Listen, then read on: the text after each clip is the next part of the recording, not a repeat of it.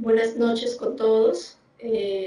Vamos a dar inicio a esta presentación que hemos programado el día de hoy, denominada ¿Qué consumir durante el blanqueamiento dental y qué evidencias existen al respecto?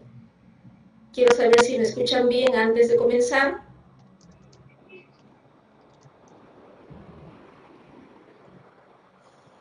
Ok, muchas gracias por las respuestas. Entonces, vamos a comenzar un poco hablando sobre el blanqueamiento dental. El blanqueamiento dental es un tratamiento que se hace comúnmente en los consultorios dentales. En los últimos años, la demanda del tratamiento de blanqueamiento dental ha aumentado considerablemente en los consultorios, ¿no? Y nosotros, los dentistas, cada vez realizamos más tratamientos de este tipo, independientemente de la técnica utilizada o de los materiales utilizados. Entonces, muchas veces nosotros damos indicaciones a nuestros pacientes o utilizamos ciertos tratamientos, pero ¿qué de verdad existe en cada una de las cosas que nosotros indicamos a nuestros pacientes? ¿No? Por eso, en este momento, yo les voy a mostrar algunos trabajos que se han realizado en diferentes instituciones para poder saber si es que lo que realmente le indicamos a nuestros pacientes tiene algún sustento científico. El tratamiento dental, ¿no?, se realiza principalmente porque los pacientes no están conformes con el color de sus dientes, ¿ok? Entonces, aproximadamente el 56.2% de los pacientes no está conforme con el color de sus dientes y el 48.1% manifiesta que el blanqueamiento dental es el tratamiento que más desea, ¿no? El más deseado. Eso, sin discutir, nosotros lo podemos ver diariamente en los consultorios cuando los pacientes desean o procuran ese tratamiento. Entonces, existen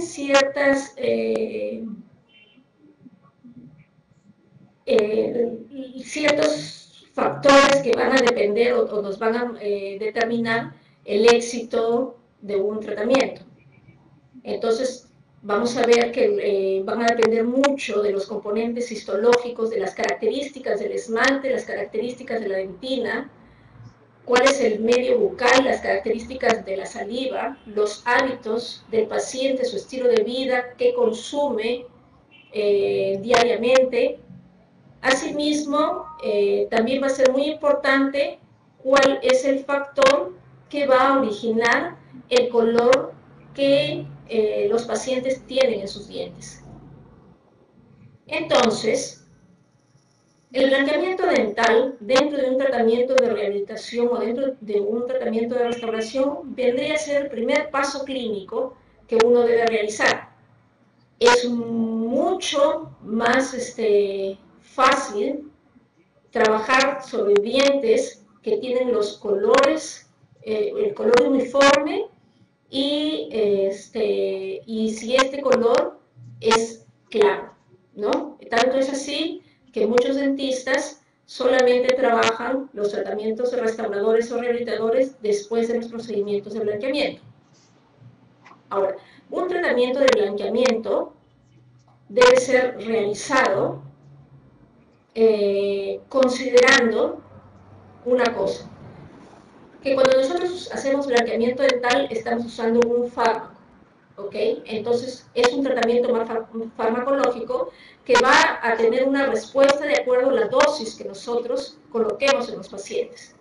Se usa de manera tópica directamente en los dientes, aplicado sobre la superficie del esmalte y puede ser usado al mismo tiempo en dientes vitales como en dientes no vitales.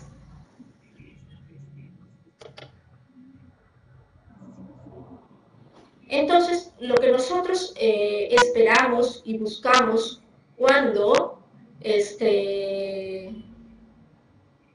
van a realizar, cuando realizamos los tratamientos de los pacientes, es que exista un cambio marcado en los dientes, ¿ok? Y que los pacientes se sientan satisfechos. Normalmente cuando nosotros realizamos un blanqueamiento dental, este no debería tener alguna complicación, desde que se hayan utilizado los materiales adecuados y que las técnicas sean adecuadas. Es importante, sí, conocer, cuáles son las causas que van a producir alteraciones cromáticas, alteraciones del color de los dientes. Entre ellas vamos a tener causas extrínsecas, en donde se encuentra principalmente a la dieta, ¿no? El consumo de ciertos alimentos como el café, el té en sus diversas variedades, bebidas gaseosas oscuras, y otros alimentos colorantes como la naranja, la papaya, etcétera, etcétera, han reportado que pueden pigmentar los dientes, ¿no? Ahora, este pigmento puede estar en la superficie del esmalte, puede también estar ubicado sobre la película adquirida, o estas pigmentaciones pueden penetrar a través de la estructura del esmalte iodentina. Para los factores extrínsecos, por lo general, el tipo de pigmento determina la cantidad o la afinidad con la superficie del diente, ¿ok? Y dependiendo de las diversas interacciones químicas entre el pigmento y, como les dije, la superficie del esmalte o la película, ¿no? El biofilm. Dentro de las causas intrínsecas, ¿sí? Vamos a tener aquellas que son sistémicas o locales, y en estos casos vamos a tener que los cromógenos o pigmentos se incorporan en el esmalte o la dentina durante la odontogénesis o cuando los dientes ya erupcionaron y están en etapa de maduración. Algunos ejemplos de factores intrínsecos sistémicos podríamos tener, por ejemplo, a la amelogénesis imperfecta, dentinogénesis imperfecta, fluorosis dental, manchas por tetraciclinas y otros factores sistémicos que condicionen el cambio de color de los dientes. Entre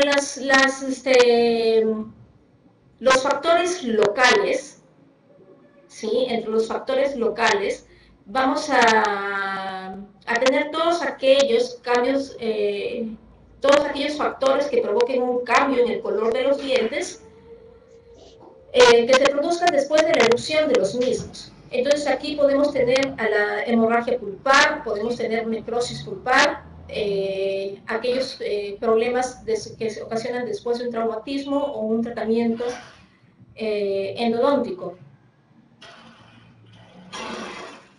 Entonces, vamos a ver, están preguntando, la doctora Lorena Piedra está preguntando hasta cuánto tiempo después del blanqueamiento se debe recomendar al paciente que debe tener cuidado con el consumo de ciertos alimentos.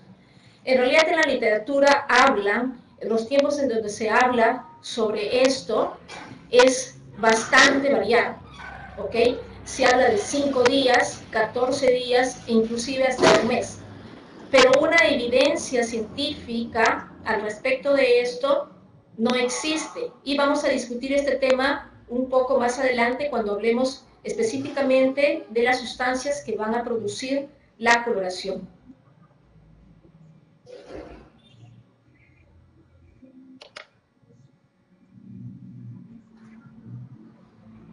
El blanqueamiento dental, creo que me están diciendo que no avanzan las diapositivas. Sí, vamos a ver, ahí ya estamos avanzando. En el blanqueamiento dental, ¿sí? Ustedes van a poder ver que existen diferentes técnicas. La técnica domiciliaria, en donde se utilizan productos profesionales, existe una supervisión por el dentista, esta supervisión es parcial, es un tratamiento seguro, efectivo, y es un tratamiento fácil y económico, ¿ok? La mayoría de pacientes pueden acceder a un tratamiento de este tipo. El blanqueamiento de consultorio, ¿sí? Existen en donde se pueden tener diferentes productos profesionales, se utilizan altas concentraciones de peróxidos. Aquí sí vamos a tener un 100% de supervisión del dentista y de todo el staff del consultorio. El tiempo de tratamiento, entre comillas diría yo, es menor, ¿sí? Pero tiene el inconveniente que hay o se puede presentar mayor sensibilidad asociado a la mayor concentración del agente blanqueador. ¿Ok? Una alternativa bastante interesante y con muy buenos resultados es utilizar la técnica mixta o la técnica combinada, en donde se utilizan o se combinan productos de alta y baja concentración. Existe supervisión del dentista, sobre todo en las etapas en que se hace el blanqueamiento de consultorio. Es seguro, efectivo y la técnica que ha demostrado tener menor tiempo de tratamiento. ¿Ok? Independientemente de estas técnicas utilizadas, ¿ok? Y también independientemente de los productos utilizados, nosotros vamos a tener un resultado concreto, que los dientes cambian de color, que los dientes aclaran, ¿ok? Llámese como sea, como lo queramos llamar en cada una de las ciudades, ¿no? Blanqueamiento, clareamiento, aclaramiento, ¿ok? Pero los dientes se tornan más blancos, ¿no? Lo que hace posible que los dientes puedan cambiar de color es la utilización de ciertos materiales, ¿no? El principio activo para los productos blanqueadores de uso profesional, ¿no? Contienen peróxido de hidrógeno, ¿ok? En donde el peróxido de hidrógeno puede ser colocado directamente en la superficie del esmalte iodentina, o también puede ser utilizado el peróxido de carbamida, de donde vamos a obtener peróxido de hidrógeno, y en casos de piezas no vitales también se puede utilizar el perborato de sodio. ¿Ok? Estas sustancias actúan por oxidación, desnaturalizan las proteínas y generalmente lo que hacen es quebrar las moléculas que van a producir la discromia. Las moléculas que producen la discromia son moléculas grandes, ¿sí? Y por un proceso de oxidación y clivaje, estas moléculas se van a convertir en moléculas más pequeñas. Entonces, como estas moléculas van a ser más pequeñas y van a como consecuencia también disminuyen su peso molecular, por lo tanto permite que estas moléculas puedan desplazarse a través del esmalte y la dentina y ser expulsadas, ¿no? Esto es el mecanismo que mejor explica cómo se produce el blanqueamiento dental. Como les dije, ¿no? Independientemente del material utilizado, de la técnica utilizada, el peróxido de hidrógeno va a ser el agente activo, el responsable por producir el blanqueamiento dental. ¿Sí? Entonces, preguntan cuál es la mejor concentración y la más segura en cuanto a sensibilidad. ¿Sí? Existen muchas investigaciones y investigaciones de diferente nivel de evidencia en donde se demuestra que cuanto más baja es la concentración del agente blanqueador, menor sensibilidad va a tener. Justo estábamos viendo unas publicaciones en la mañana en donde las concentraciones del 10% y 16% son las concentraciones que en los estudios han demostrado ser seguras, ¿no? Uno puede utilizar 10% o 16% de manera segura, ¿no? Solamente que con 16% uno podría tener un poco más de sensibilidad, pero también puede ser controlado.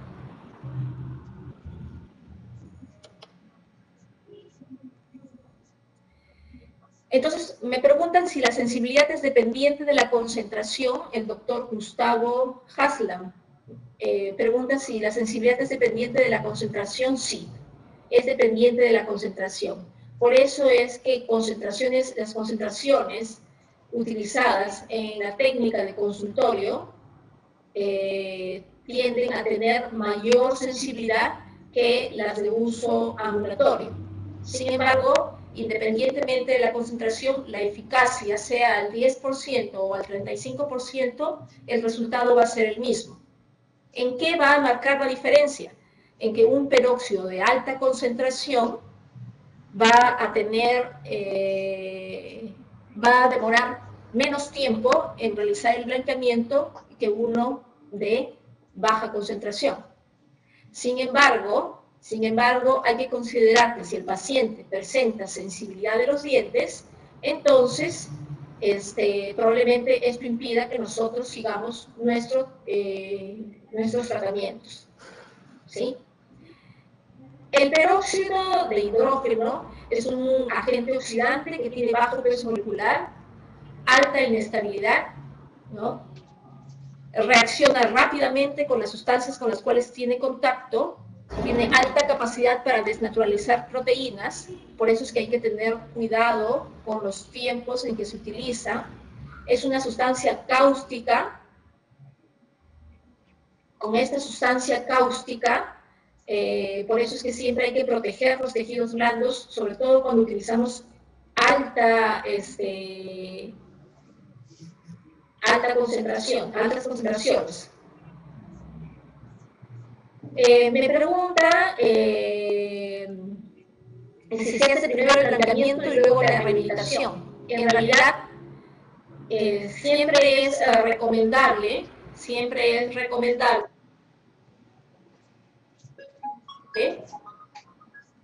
primero hacer el blanqueamiento, ¿ok? Y luego la rehabilitación, porque así nosotros vamos a poder decidir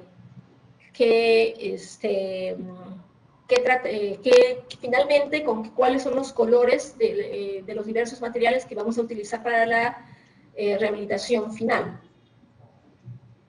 ¿Sí? Entonces, el peróxido de hidrógeno es quien nos va a permitir que se realice el blanqueamiento dental, ¿no? Como yo les dije, el peróxido de carbamida, del peróxido de carbamida vamos a obtener peróxido de hidrógeno y urea, y a su vez del peróxido de hidrógeno, agua y oxígeno. Y esta descomposición del peróxido de carbamida para obtener peróxido de hidrógeno va a ser posible porque el esmalte es permeable y todas estas sustancias van a poder penetrar a través de los espacios interprismáticos, y en la saliva vamos a tener enzimas.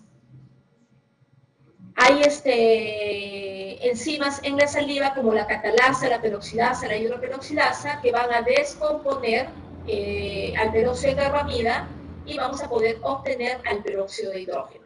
¿Ok? Me pregunta Fernanda si es verdad que el peróxido de hidrógeno es anticariogénico.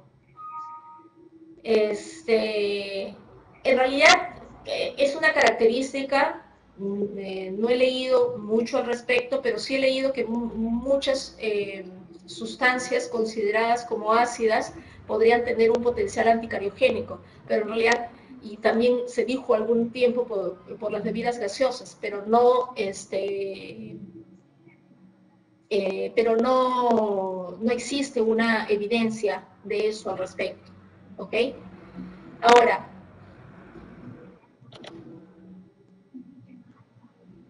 para ver esto de aquí, ustedes van a ver aquí el peróxido, los diferentes peróxidos. Si nosotros tenemos un peróxido de carbamida del 10%, ¿ok? Vamos a obtener 3.5 de peróxido de hidrógeno, ¿sí? Y a su vez un peróxido de carbamida de alrededor 15-16%, vamos a tener peróxido de hidrógeno entre 5.4 y 6%, y de un peróxido de carbamida al 20% vamos a tener alrededor de 7% de peróxido de hidrógeno, de tal manera que nosotros podemos utilizar o peróxido de carbamida o peróxido de hidrógeno en la concentración correspondiente y el resultado final va a ser el mismo.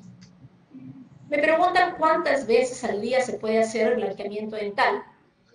En realidad va a depender de qué cosa nosotros, uno con qué material estamos utilizando y qué concentración se está utilizando. La técnica inicial de blanqueamiento dental indica que uno debería hacer o aplicar el peróxido de carbamida, ¿ok? Hasta por 8 horas.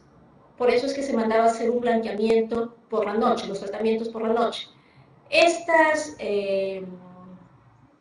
Esto de aquí, ahorita, actualmente, con la nueva evidencia, nos indica que nosotros podemos aplicar peróxido de carbamida entre periodos de 1 a 4 horas, ¿ok?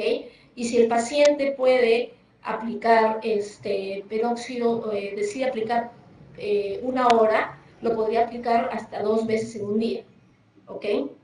Entonces, y va a tener prácticamente el mismo efecto que aplicarlo por más tiempo. ¿Cuál es la diferencia entre aplicarlo 1, 2, 3 o 4 horas versus 8 horas?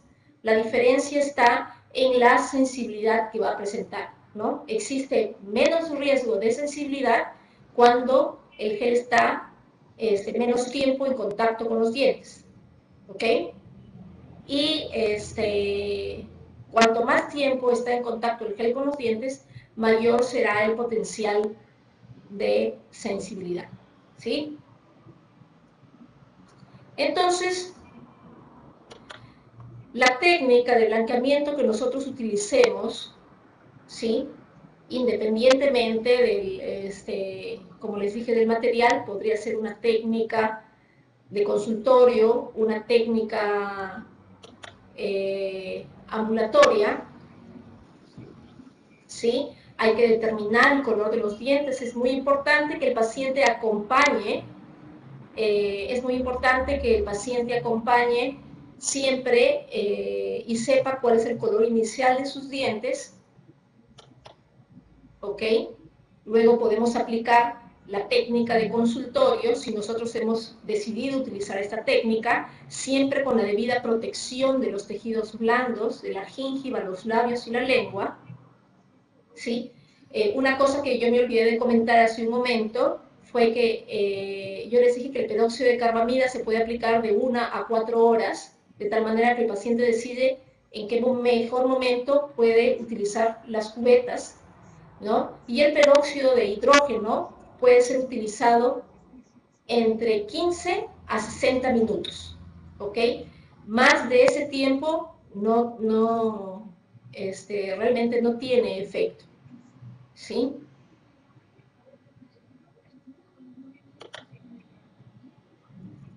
¿Sí?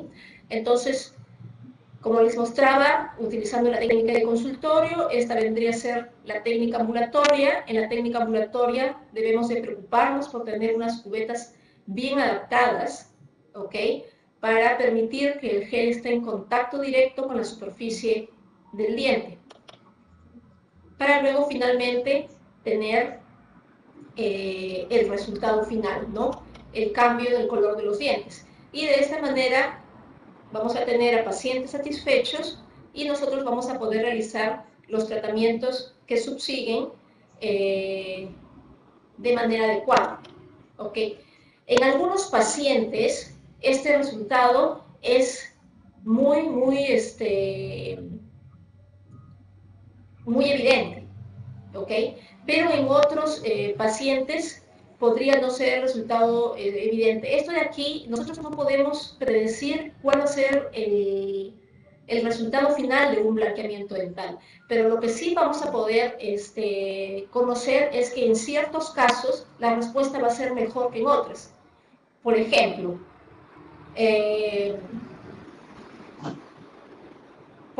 si los pacientes son jóvenes, estos van a tender a que sus dientes se aclaren mucho más rápido, ¿ok? Que pacientes de mayor edad, ¿sí? Si los pacientes tienen color de dientes con una tendencia al gris, estos de aquí va a ser mucho más difícil obtener un cambio de color que si tienen una tonalidad amarilla, u cualquier otra tonalidad. Entonces, en estos casos nosotros ya tenemos que prevenir para trabajar con las expectativas del paciente, ¿ok? Entonces, me preguntan si es que las cubetas deben ser recortadas hasta el nivel justo del margen gingival o un poco más arriba del margen. La recomendación es que sea 1 milímetro más allá del margen gingival o inclusive puede ser más, ¿sí? Cuanto más extenso, en realidad vamos a tener cubetas más adaptadas. El inconveniente de tener la cubeta más extensa es de que puede producir en algunas zonas una compresión de la gíngiva. Entonces hay que tener cuidado para controlar las zonas de compresión a nivel de la gíngiva. ¿Sí?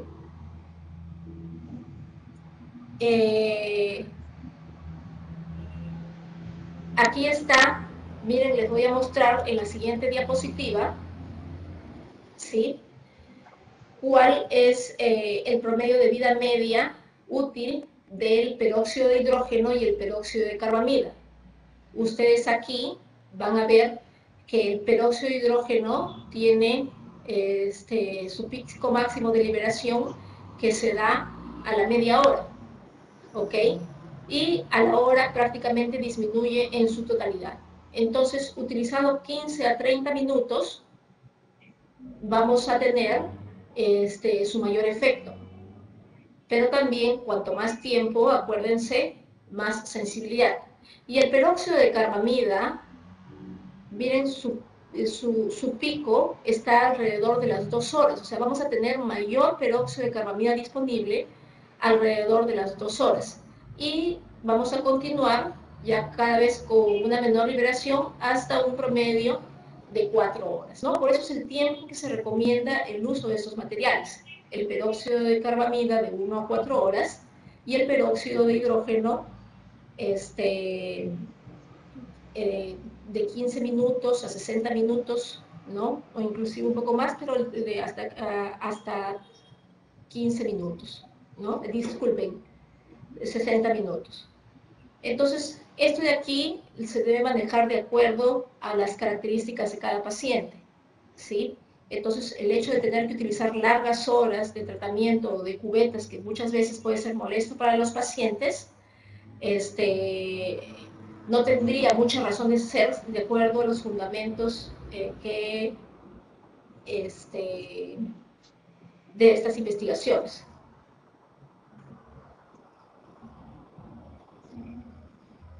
Dice, entonces vamos a continuar simplemente para nosotros poder entender un poco más cómo se produce el blanqueamiento dental, ¿no? Cuando los dientes son oscuros, estos dientes presentan pigmentos. Estos pigmentos se caracterizan o son conocidos también como cromóforos. Estos cromóforos son moléculas grandes que se quedan atrapadas, en el caso del esmalte, entre los espacios intraprismáticos, ¿sí? Y su característica es de ser color oscuro. Cuando el peróxido de hidrógeno entra en contacto con estos pigmentos oscuros, estas moléculas se empiezan a quebrar, estas moléculas grandes se empiezan a quebrar en moléculas más pequeñas, ¿sí? E inmediatamente, o sea, una vez que se produce la quiebra de estas moléculas, automáticamente también cambia el color de los pigmentos, ¿sí? Y por otro lado, al no tener estos pigmentos dentro de la estructura del esmalte y o dentina, la manera de cómo la luz se refleja o se refracta en la superficie del diente hace que nosotros podamos ver una estructura más clara, ¿sí? Entonces, eh, es lo que vamos a conseguir, ¿sí? Aquí se trata de explicar que cuando estas moléculas son grandes, al actuar el peróxido de hidrógeno sobre los cromóforos, van a salir moléculas más pequeñas o incoloras.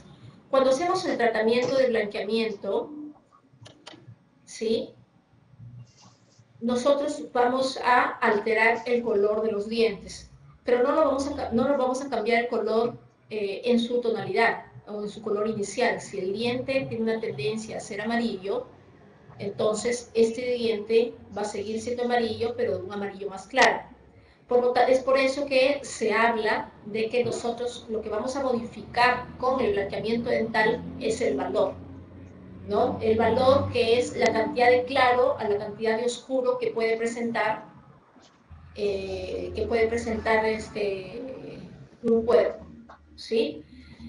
Y es por eso también que se recomienda que cuando se hace la selección del color, se registra el color de los dientes, las guías sean ordenadas de esta manera, ¿sí? Del mayor valor al menor valor, del más claro al más oscuro. Entonces, de tal manera que el paciente va a poder notar o percibir mejor el cambio de color y nosotros también lo vamos a poder cuantificar mejor, ¿ok? Sin tener interferencia, sin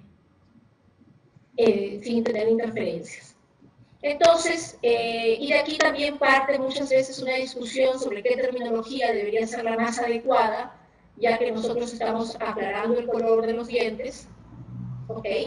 Pero en realidad no nos vamos a detener en una discusión de terminologías porque lo podemos llamar como mejor nosotros lo entendamos, ¿no? Clareamiento dental, aclaramiento, blanqueamiento, ¿no? Lo interesante es que nosotros consigamos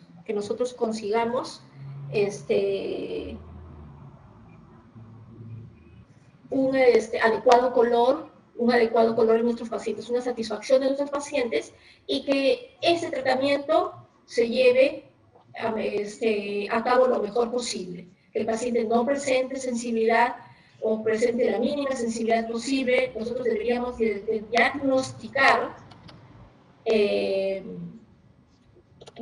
diagnosticar qué pacientes tienen predisposición a hacer sensibilidad, ¿ok? Entonces, pacientes que tienen exposición de dentina, sea cervical, incisal o oclusal, van a tener predisposición. Si tienen restauraciones, y sobre todo restauraciones en mal estado, entonces también va a haber mayor predisposición a tener sensibilidad, ¿no? En un estudio que hicimos, ¿no? Los pacientes, utilizamos 10 pacientes y los pacientes que tuvieron restauraciones fueron aquellos pacientes que manifestaron tener sensibilidad moderada. Y los dos pacientes que no tenían restauraciones y manifestaron tener sensibilidad, solamente fue una sensibilidad leve y tolerable. ¿Ok? Entonces, en todo tipo de pacientes nosotros podríamos potencialmente hacer un blanqueamiento dental, pero tenemos que tener cuidado de sellar esas zonas en donde hay exposición de dentina. Entonces, si un paciente tiene exposición de dentina a nivel cervical, creo que todos ya sabemos que tenemos que cubrir esas zonas. Si hacemos blanqueamiento de consultorio, podemos cubrir estas zonas con el gel blanqueador. Pero haciendo un blanqueamiento con cubetas, a veces se vuelve un poco complicado que este gel no vaya a llegar a la zona cervical, ¿sí? Pero existen maneras, podríamos recortar la cubeta antes de llegar a la zona cervical, pero que eso lo podemos ver en otra ocasión sobre técnicas de cómo evitar o disminuir la sensibilidad de los dientes, ¿ok? En el caso que haya exposición de dentina, muchas veces se recomienda hacer blanqueamiento de consultorio y con la misma resina para proteger los dientes se pueden cubrir estas zonas de dentina y hacer el blanqueamiento para así evitar la sensibilidad. Otra manera de evitar la sensibilidad es utilizar un producto o pastas que contengan nitrato de potasio o geles de nitrato de potasio antes del blanqueamiento, durante el blanqueamiento o después del blanqueamiento, ¿ok? Pero eso sí, este nitrato de potasio, la pasta tiene que ser de color blanco y los geles de preferencia tienen que ser transparentes porque si no podrían interferir con el resultado del blanqueamiento.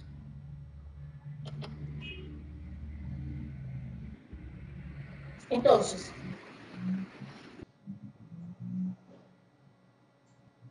nosotros recomendamos a los pacientes,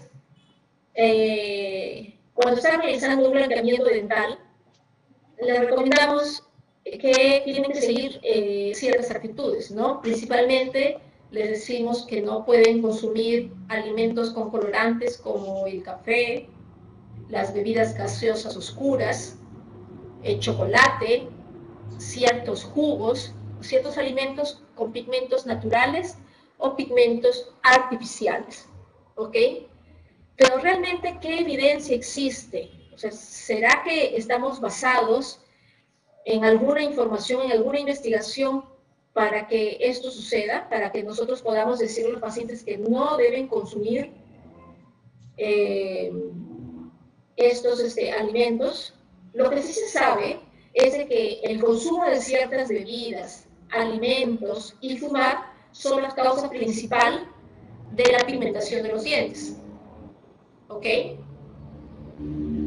Entonces, si normalmente los dientes sin blanqueamiento dental se pigmentan con estas sustancias, entonces, sea con blanqueamiento o no, podemos suponer que también se van a oscurecer los dientes. Entonces, generalmente estos dientes se oscurecen porque hay una producción de pigmentos que se adhieren en el biofilm debido a que existen bacterias cromógenas. Hay retención de pigmentos de la cavidad bucal y porque hay producción de pigmentos derivados de transformaciones químicas, ¿ok? Y estos pigmentos se adhieren a la película adquirida o a la superficie del esmalte, ¿no? Llámese, por ejemplo, ciertos enjuagues bucales pueden producir estas transformaciones químicas.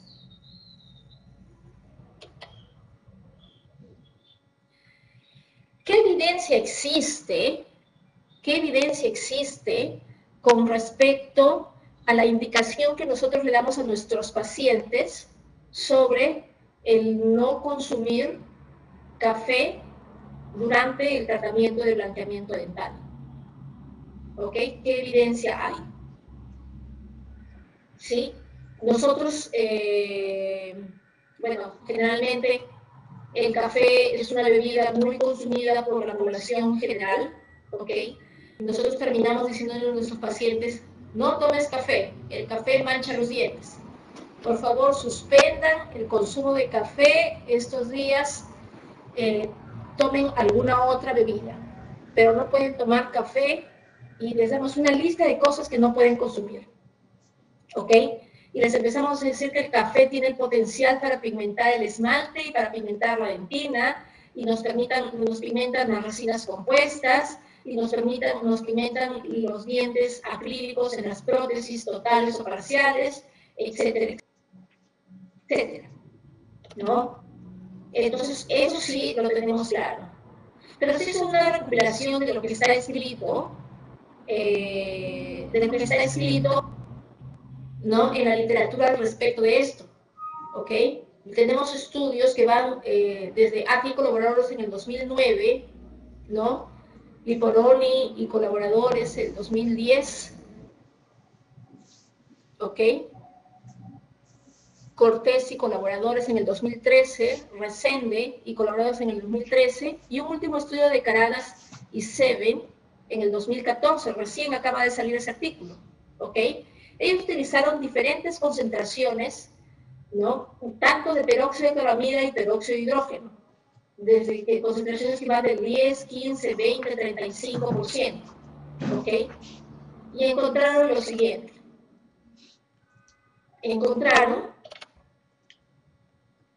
que el café consumido durante el tratamiento de blanqueamiento final no influye en el resultado final. Es decir, que si yo hago un tratamiento de blanqueamiento dental a un paciente y este paciente consume café, el resultado va a ser exactamente lo mismo que si no consumiera café. ¿Ok? Entonces, no tendría mucho sentido indicar al paciente que no consuma el café durante el tratamiento. O sea, los pacientes pueden continuar tomando su café en el periodo de tratamiento de blanqueamiento dental. Y eso de aquí no solamente es una evidencia científica de estudios que se han hecho en laboratorios, estudios in vitro, ¿no? En el estudio de Racet y colaboradores es un estudio que se ha hecho en pacientes, ¿ok? Y también se obtuvo el mismo resultado, ¿ok?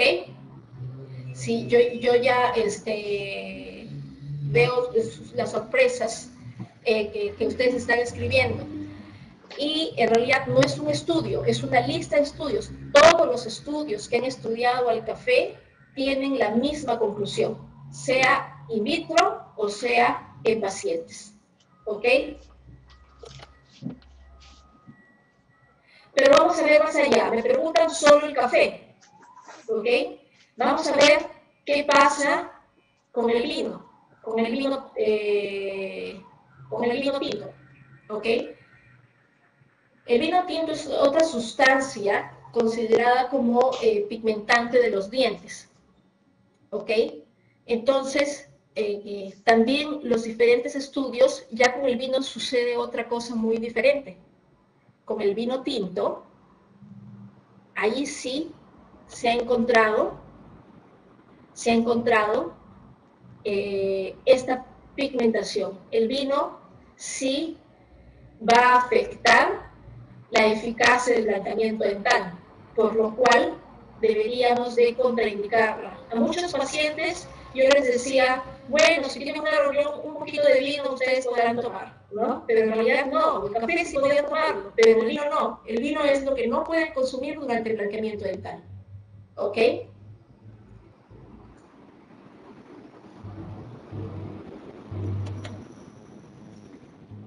Existen otras sustancias como la Coca-Cola, el té, el chocolate, que han sido estudiadas, ¿ok? Y todas ellas, en los mismos estudios que han estudiado el café o han estudiado el vino, comprueban que estos de aquí sí tienen potencial para pigmentar los dientes. Pero de todos estos, es el vino tinto el que tiene mayor potencial de pigmentación y de alteración de los efectos del blanqueamiento dental. ¿Ok? ¿Por qué se produce la alteración o el cambio de color cuando los dientes están en proceso de blanqueamiento? ¿Ok? Entonces, generalmente cuando nosotros hacemos blanqueamiento dental, vamos a tener una alteración de la superficie del esmalte, vamos a tener un esmalte más poroso, más rugoso, ¿ok? Mayor rugosidad superficial, hay pérdida de minerales, desnaturalización de proteínas, y eso de aquí podría explicar por qué los dientes, cuando están siendo expuestos a un tratamiento de blanqueamiento dental, pueden ser capaces de captar pigmentos o de no aclarar tanto cuanto si es que no consumieran esas sustancias. ¿Ok? Como les dije, la rugosidad superficial producida, el aumento de la rugosidad superficial producido por el propio tratamiento de blanqueamiento hace que la superficie sea más susceptible. Tenemos que recordar que alimentos como las gaseosas y los vinos tienen un pH ácido, ¿no? Lo que van a producir una erosión de la superficie. También va a depender mucho de la composición del esmalte, que va a variar de persona a persona, la tasa de absorción de agua que tiene la superficie del esmalte y las variaciones en la permeabilidad. ¿Okay? Todo esto favorece la acumulación de pigmentos en la superficie. ¿Ok? Ahora nos preguntamos por qué el vino tinto, ¿ok? Y también el té, los tés, el té negro, el té verde, pueden producir o afectar los resultados del blanqueamiento dental, ¿ok? Generalmente estas sustancias tienen, estas bebidas tienen una sustancia que es conocida como taninos, y el tanino es un cromóforo muy fuerte que tiene bastante afinidad con la superficie de los dientes, ¿ok? Entonces, hay que tener cuidado, ¿no? Porque estos taninos, con blanqueamiento o sin blanqueamiento, van a producir un cambio en la coloración de los dientes, ¿ok? Ahora, algo interesante de saber es de que si los pacientes consumen vino tinto o algún tipo de té, generalmente los estudios se han hecho con té negro y con té verde, ¿ok? Siendo que el té verde tiene mayor potencial de pigmentación que el té negro, ¿sí? Cuando nosotros consumimos este tipo de tés o vino y al mismo tiempo se utiliza enjuagues bucal con clorexidina, entonces el efecto de coloración se potencia, ¿ok? Entonces, esto es algo que debemos de conocer, porque hay algunos pacientes que van y compran sus enjuagues bucales, ¿no? sin muchas veces conocer que algunos son medicados y otros no. Entonces, tomar cuidado de consultar a los pacientes qué tipo de enjuagues bucales utilizan.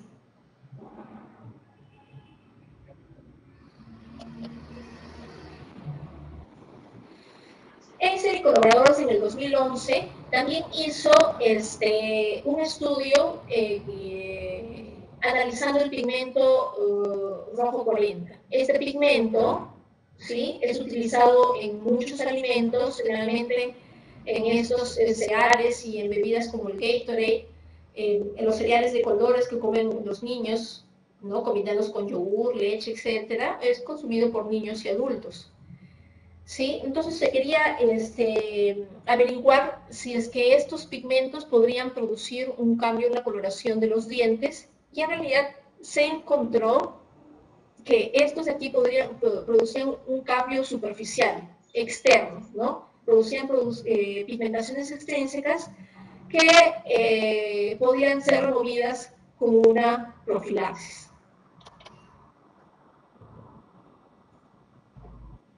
¿Sí? Si eso sucede con los dientes, ¿qué cosa sucede con las resinas compuestas? Cuando nosotros consumimos ciertas sustancias, las resinas compuestas también son susceptibles a pigmentarse, ¿ok? Y cuando hacemos blanqueamiento dental, y este blanqueamiento dental no podemos aislarlo muchas veces de los geles de blanqueamiento. Villalta y colaboradores encontró que el café y el vino tinto el consumo de café y vino tinto durante el blanqueamiento dental podría producir una pigmentación de las resinas. Y Pollo y colaboradores en el 2012 comprobó lo mismo con el té. ¿Okay? Sin embargo, también se encontró que el blanqueamiento dental es efectivo para remover estas mismas coloraciones. Y los dientes se pigmentan, ¿ok? Los dientes con resinas o las restauraciones se pigmentan debido a la calidad de acabado y pulido de la restauración. Asimismo, cuando las resinas tienen mucho tiempo en los dientes, ¿no?, sufren ya también un proceso de envejecimiento, y esa las hace más propensas a la pigmentación.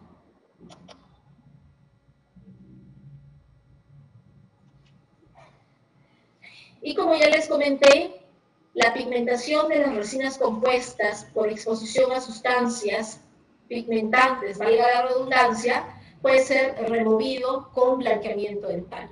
¿Ok? Nosotros podemos hacer nuestro blanqueamiento dental sobre las restauraciones. Estas restauraciones van a perder los pigmentos. Lo que sí se recomienda es que después de este procedimiento hay que pulir bien. La recomendación, si nosotros pulimos bien una restauración, estamos aumentando su tiempo de vida media de estos dientes, de estas restauraciones. Entonces,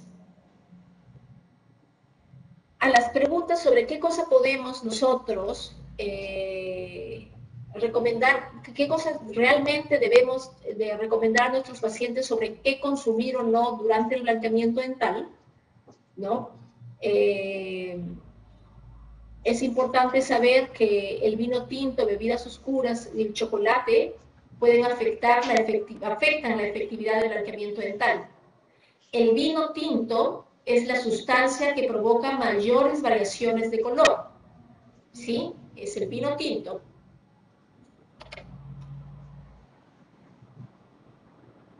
Y finalmente, el café, ¿ok? Contrariamente a todo lo que nosotros hemos escuchado durante todo nuestro transcurso profesional, el café no afecta los resultados del blanqueamiento dental cuando este es consumido durante el tratamiento.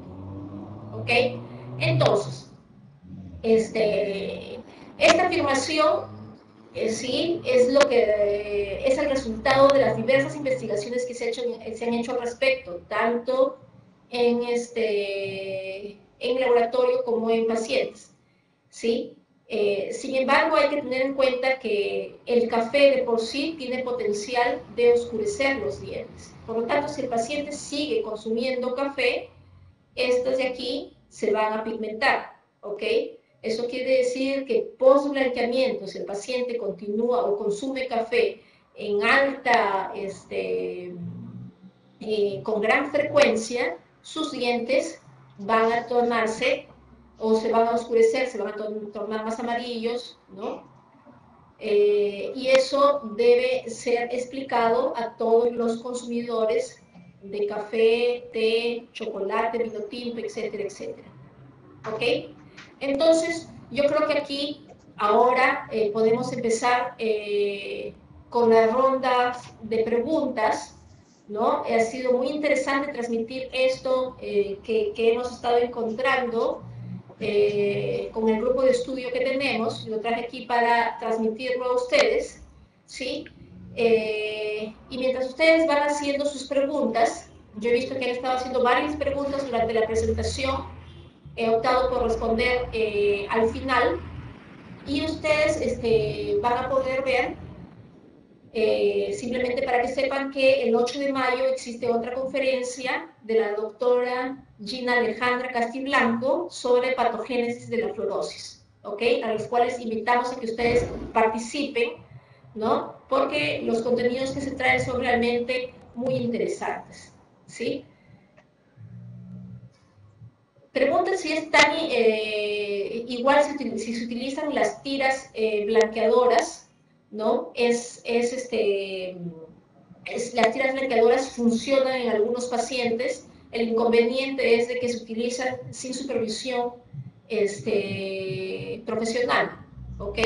Entonces, el paciente puede tener lesiones de caries dental, puede tener dentina expuesta y no saberlo.